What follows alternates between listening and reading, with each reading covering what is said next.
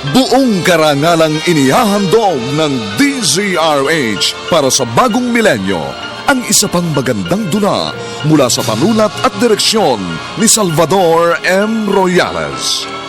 May pangako ang bukas.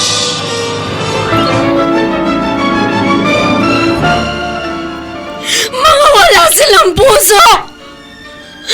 Malibang ipaglaban ng pagmamahal, hindi ba tayo pwedeng magsama at maging masaya? Bakit pinagkakaisa nila tayo? Hanggang kailan nila tayo titikisan at pahihirapan? Galit ba sa atin ang mundo? May pangako ang bukas. Kasaysayan ng mga kaluluwang lupaypay na ang pusong hapong-hapo sa tindi ng malabis na pagdurusa. Subalit sa kabila ng lahat, huwag kalilimutang paglipas ng isang dapit hapon ay sisikat ang araw na magsisilbing tanglaw sa sinumang tinakasan na ng kawalang pag-asa. Dahil sa likod ng mga hinagpis ay may naghihintay na ligaya. Sa bawat kabiguan ay may makakamit na tagumpay, laki pang pangarap na sa bawat himaymay ng laman ay muling mabuhay ang dugong nananalaytay sa mga ugat at unti-unting mauusal ang mainspirasyong mga katagang. May pangako ang bukas. May pangako ang bukas. Isa na namang natatanging dulang pangradyo na inyong aabangan at kalulugdan, mag-iiwan ng mga magagandang halimbawa at aral. May pangako ang bukas.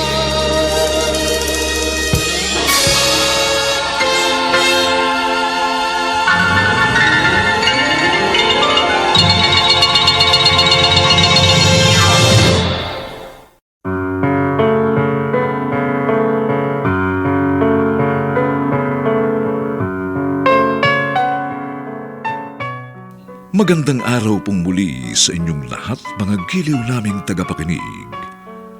Narito na po ang 3 kabanata ng ating tampok na kasaysayan sa linggong ito, pinamagatang Galit ba sa atin ang mundo? Dito pa rin sa ating natatanging dunang May Pangako ang bukas.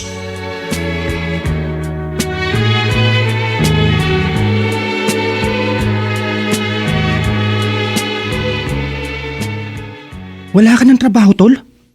Oo, Rogie. Tinanggal ako. Bakit? May nagawa ka bang kasalanan sa pinapasukan mo? May nakaaway ako eh. Kasamaan ko sa trabaho yun. Bakit ka nakipag-away? Yung Apple kasi. Alam mo kung sinong magaling, inutos-utusan ako. Sana, pinagpasensyahan mo na lang. Sinubukan ko. Pero sobra na kaya pinatulang ko na. Sinapak ko. Paano yan, Tol? Walang-wala pa naman ako ngayon.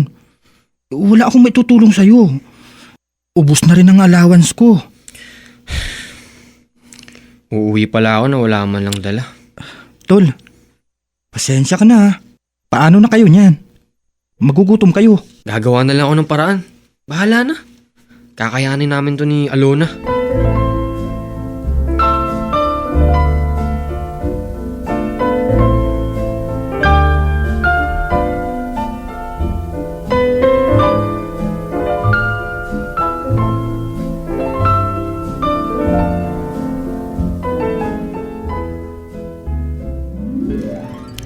Pumapayag ka na gawing utusan ni Justin? Hindi naman po sa ganun, Aling Priscilla. Ay, pero ano yung ginagawa mo? Nagpapauto ka sa kanya eh. Narito ka para kausapin ako at sabihin ang kalagayan nila. Wala pong iniuto sa akin si Justin. Pagtatakpan mo pa siya? Hindi niya po alam na kakausapin ko po kayo. Ako lang po yung may gusto nito. Wala na akong pakialam sa kanila. Aling Priscilla. Sila may gusto ng ganyang buhay. Pinili nila yan, kaya panindigan nila. Wala silang maasahang tulong galing sa akin. Anak niyo po si Justin. Sinuway niya ako. Matigas ang ulo niya. Hindi niya inisip na masasaktan ako sa ginawa niya. Pues, kaya ko rin siyang tikisin.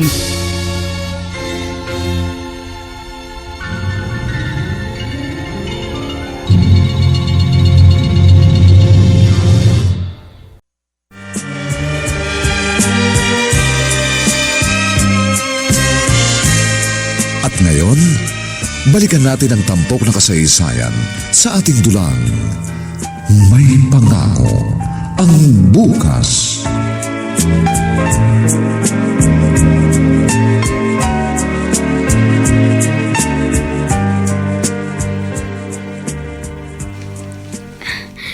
Halika, Justin, kumain na tayo.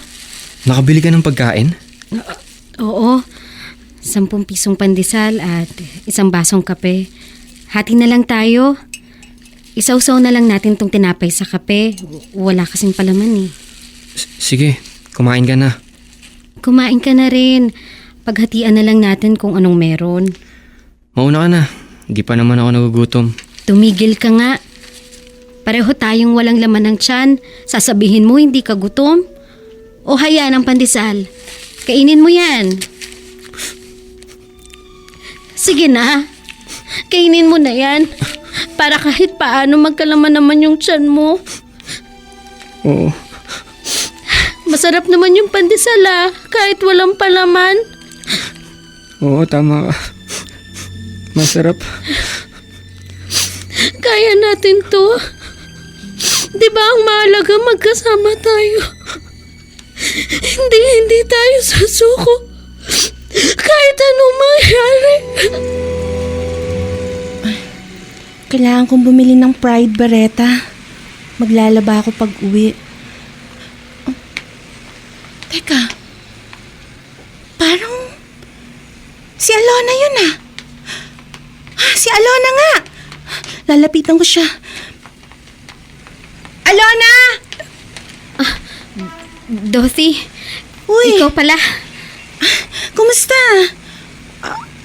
Bakit mo kinakalkal yung basura? Kuan, may hinahanap lang ako. Ha? Uy, ang ganda ng suot mo May pupuntahan kang party? Oo, sa school. Foundation Day, merong program. Uy, kumusta ka na? Ayos lang. Ano ba yung nasa loob ng plastic na hawak mo? Patingin. Wala to. Patingin lang. Ano ka ba, Dorothy? Wag! Mga tira-tirang pagkain. Pagpag ang kinakain nyo, friend. Marumi na to Akin na yan. Itong pagkain nyo ni Justin? Pwede pa naman yan. Hindi naman yan sira Galing lang yan sa fast food. Konting hugas, tapos lagyan ng pampalasa, lulutuin uli. Pwede na yan. Alona, ano ba itong ginagawa mo sa buhay mo? Sa Dorothy. buhay nyo? Dorothy, sige na, halis na ako. May iwan na kita. Alona, sandali lang! Sandali! Dali-dali lang siya at hindi na siya lumingon. Kawawa naman ang kaibigan ko. Kailangan ba talagang danasin nila ang lahat ng ito?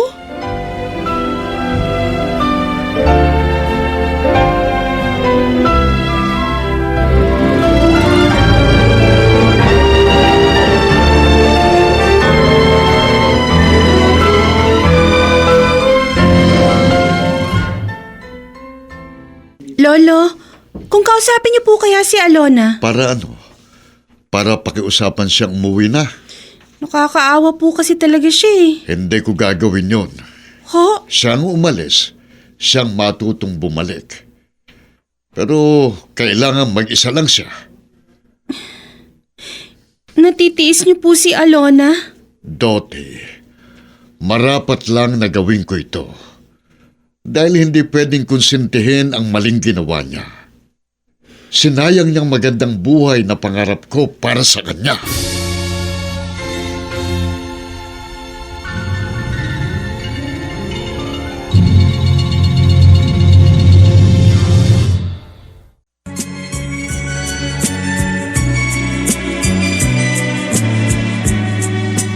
At ngayon, balikan natin ang tampok na kasaysayan sa ating dulang.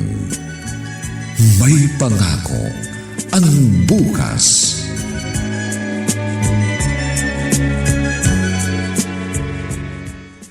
Alona, Bakit, Justin? gising ka ba? Hindi ako makatulog eh. Nagugutom ka? Kulang yung lugaw na kinain natin? Buti pala kahit paano kumita ako sa pagkakargador. Nagagalit nga sa akin yung ibang kargador dun. Nakiusap lang ako na dumiskarte para may pambili tayo ng pagkain. Justin, hanggang kailan tayo ganito? Hindi ko rin alam. Pero ginagawa ko naman ang lahat para kahit paano may makain tayo. Pero hindi yun sapat eh. Paano kung mabuntis ako? Kaya nga hindi ka pa pwedeng magbuntis hanggat ganito ang kalagayan natin. Alam ko. Sumusuko ka na ba? Nagsisisi ka na? Gusto mo nang bumalik sa lolo mo? Hindi, Justin. Kakayanin ko kahit gaano kahirap.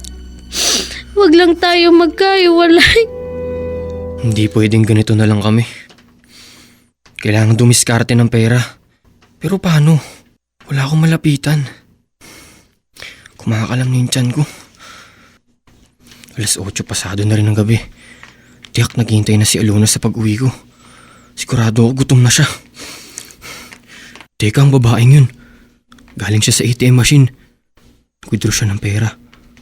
Siya ang sagot sa problema ko.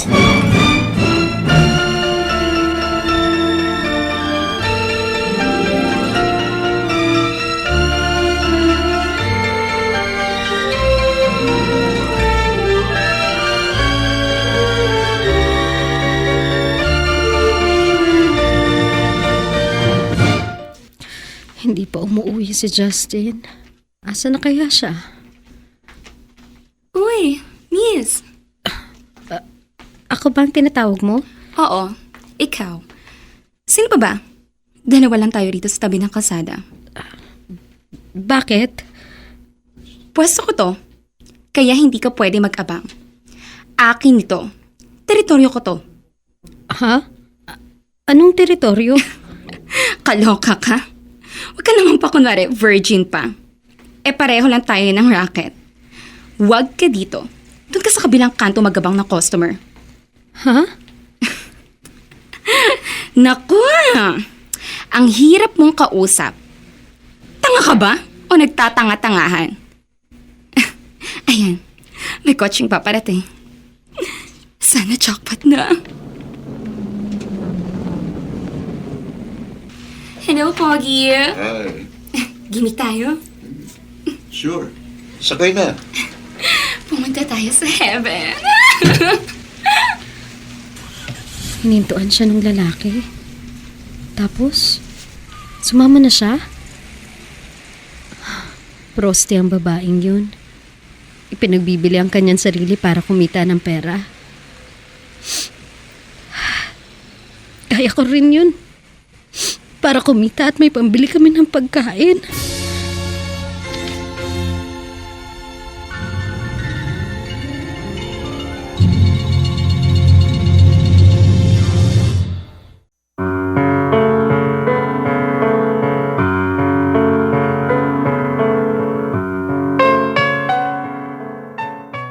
Mahulog kaya sa paggawa ng masama sina Justin at Alona para lamang maitawid ang kanilang buhay?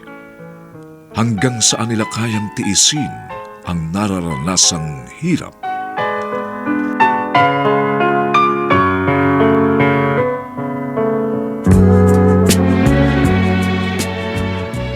Mga nagsiganap: Ian Miranda, Susan Robles, Phil Cruz, Jenaline de la Cruz, Jerry Mutia, at si Lala Banderas ng Yes the Best sa papel na Alona. Dinapatan ng tunog ni Bernie Bascao. Sa musika ni Buboy Sanonga. Superbisyong teknikal ni na Eric Lucero at Bong Muyar. Ang ating kasaysayan ay mula sa panulat ni Gani J. Halamanan at sa direksyon ni Maynard Landicho Jr. Ito po ang inyong kaibigan June Martin Legaspi, nag-aanyayang huwag po ninyong kaliligtaan sundan at pakinggan ang mga nalalabipang kapanapanabik at may init na kabanata ng kasaysayang ito. Galit ba sa atin ang mundo? Dito pa rin, sa ating natatanging dunang, may pangako. Ang bukas.